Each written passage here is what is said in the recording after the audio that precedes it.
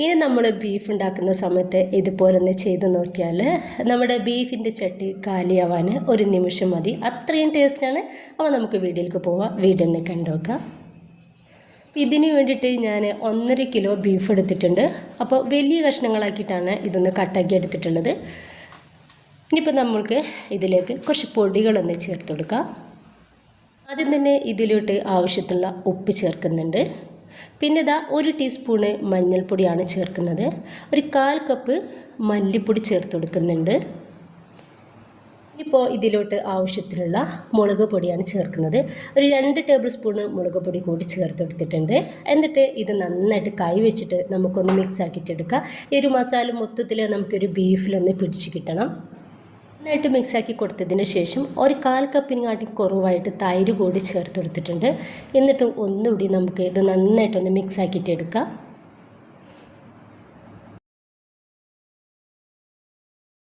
ഇപ്പോൾ ഇതിലോട്ട് കുറച്ച് കറിവേപ്പിൻ്റെ ഇല കൂടി ചേർത്ത് കൊടുക്കാവുന്നതാണ്.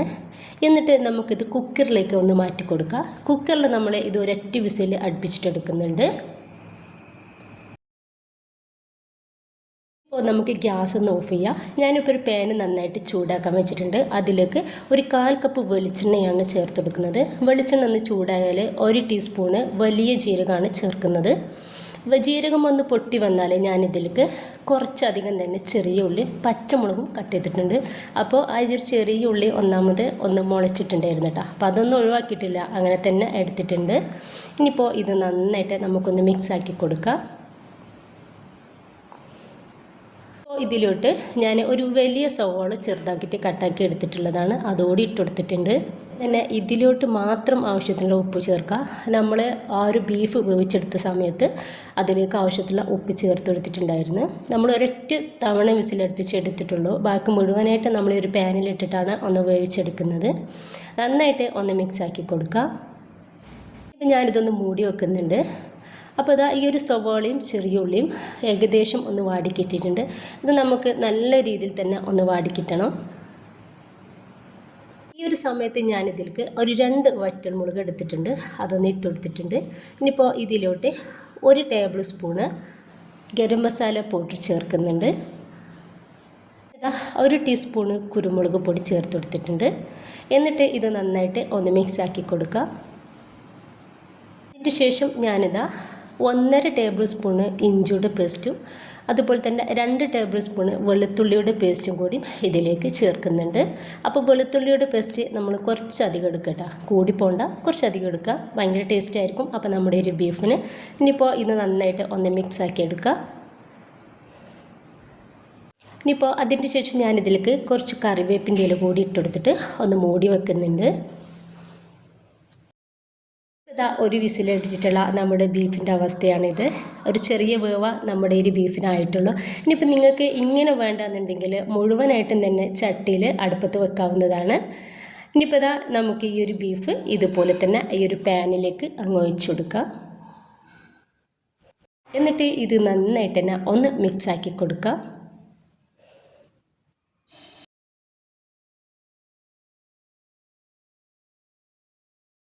ഈ ഒരു സമയത്ത് ഞാൻ ഇതൊന്ന് മൂടി വെക്കുന്നുണ്ട്. അപ്പോൾ നമുക്ക് ഏകദേശം ഒരു 15 മിനിറ്റോളം ഈ ഒരു ബീഫ് വേവാനായിട്ട് സമയമെടുക്കും. പല ബീഫിനും പല വേവായിരിക്കും. ചിലത് 1-2 വിസിലടിച്ചാൽ തന്നെ ഒന്നായി കിട്ടിക്കോളും. ഇനിയിപ്പോൾ ഈ ഒരു സമയത്ത് ഞാൻ കുറച്ചധികം തന്നെ മല്ലിയുടെ ഇല ഇതിലേക്കൊന്ന് ഇട്ടെടുക്കുന്നുണ്ട്. എന്നിട്ട് ഒന്നുകൂടി നമുക്ക് ഇതൊന്ന് മിക്സ് ആക്കിയിട്ടെടുക്കാം.